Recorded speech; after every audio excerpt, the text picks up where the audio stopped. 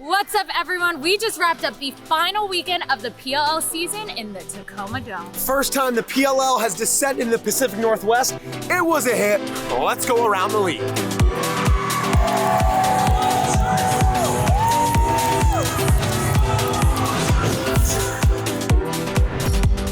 To kick off the last weekend of the regular season, the Chrome defeated the Redwoods 13-12. Rookie Logan Wisnauskas led the charge with 7 points. Wisnauskas ties it at 11. After being down by 1 in the fourth, Wisnauskas had this assist to Justin Anderson to tie the game, followed by a goal to take the lead and the win.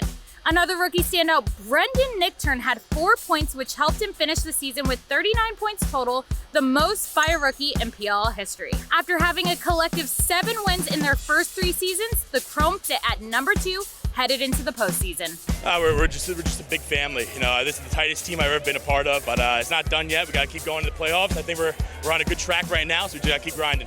And in a battle for playoff seeding and a spot in the championship series, the Archers took down the Water Dogs 16-12. It was 5 goals for number 5 Connor Fields to take command early on for the Archers. Damon passes out of the double team, going low. Connor Fields. Rookie Justin Anasio had himself a day, scoring his first career goal plus another one, but the Water Dogs didn't back down. Kieran McCardle had 8 points on the day, including back-to-back second-half goals to close the Archers' lead. The goals keep rolling. Kieran McCardle. But a 2-point goal from Grant Amon helped solidify the win. And in a must-win for the Cannons, the Whipsnakes didn't let up despite having the number 1 seed locked. The Cannons took an early lead and held the Whips scoreless in the first quarter. Great save by Kurst, he needed that. But the Whips responded, going on a 3-0 run to trail by 1 after the first half. Coming out of the half, the Whipsnakes went on a 5-0 run in the third to take an 11-7 lead. Hands free. Finally does and bounces it home. Come on, baby.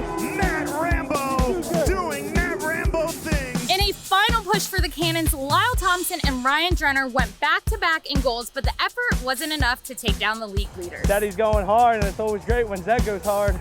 Zed Williams goes low. Blows it by Colin Kurst. And in the final matchup of the weekend, the Atlas took down Chaos by a score of 10-9.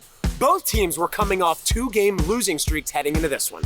This one was back and forth for the entire game. 2 goals for Chaos's Challen Rogers and Chase Fraser, followed by goals from Atlas's Romar Dennis and Clark Peterson.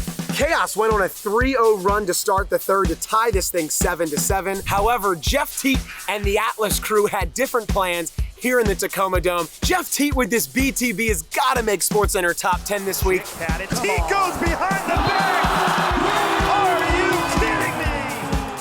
And the Atlas boys are rolling into the playoffs with some momentum they've got here in Seattle.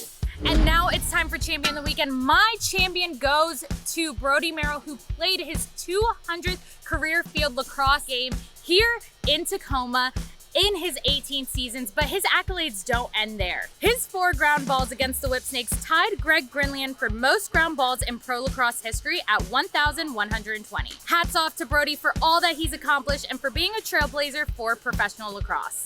Maybe it comes to you, like the 200 games and how long that's been, and reflect on different teams and teammates and coaches, and just feel, really lucky to be able to have played this long. And in the game, you're just competing and trying your best to win.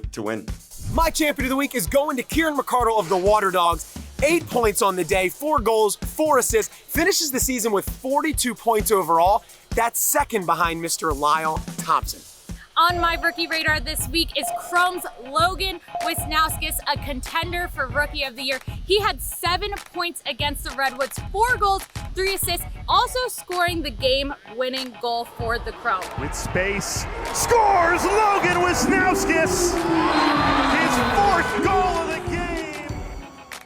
Logan Wisnauskas finishes with 35 points on the season, second most by a rookie in PLL history. Your ability to read defenses as they approach is something impressive. How do you do that when the game speeds up in the PLL? Yeah, we talk about it all the time, just hitting singles, dodging, drawing a slide, and just throwing it forward, and that's what we did today. It's the most points. My rookie radar is going to Asher Knowlton. He finished with 2 goals on the day as the Cannons battled back and forth that entire game.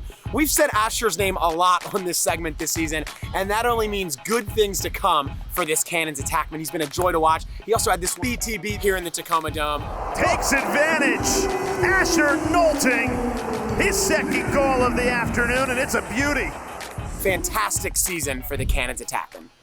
Our moment of the weekend goes to Evan, whose wish came true this weekend in Seattle with the Archers Lacrosse Club. He spent a ton of time with the Archers in the locker room, with the squad, in the huddle, signing a contract to play for them on top of it. Yeah, and I think he's coming for my job. He actually interviewed Tom Schreiber. I saw that. Pretty good interview, too. What was your favorite goal of this game?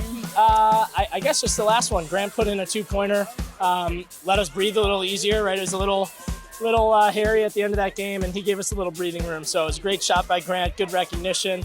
So I'm going to go with that one. We're looking ahead to a playoff slate for the first round in Foxborough, Massachusetts. We're going back to Boston. What does the schedule look like, Alicia? Yep, here's what's on deck for our triple header. Kicking us off at 12 p.m., we have the Chaos versus the Chrome. At 2:30 p.m., Archers versus the Redwoods. And finishing it off at 5:10 p.m. is the Atlas versus the Water Dogs.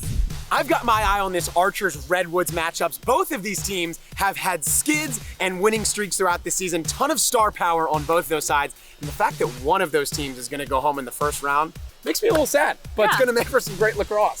Same, but I'm looking at Chaos Chrome, seeing if Chrome can knock out the defending champs in week 1 of the postseason. Saturday, September 3rd, get ready to sit on the couch for 3 straight games or come see it live in person in Foxborough. Grab your tickets Down below. See you there.